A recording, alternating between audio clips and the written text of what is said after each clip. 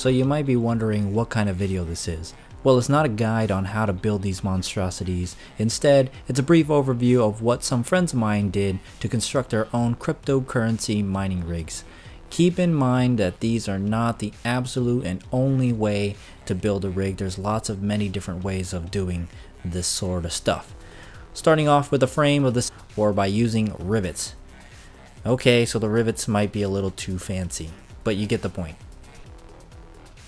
In terms of what drives the hardware, you only really need a basic CPU, RAM, and hard drive. None of that multi-threaded or high-speed dual-channel business. You do, however, need a motherboard with a lot of PCI Express slots. The more slots you have, the more cards you can add. And then, of course, you need enough power to power all these cards on maximum.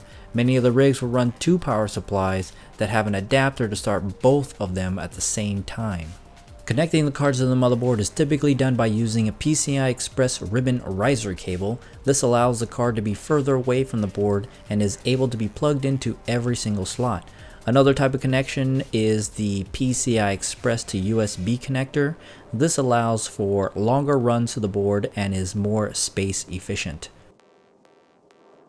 Having an efficient power supply means less electricity is wasted, and that's going to save you money. More space between the cards means better airflow to dissipate the heat that is generated.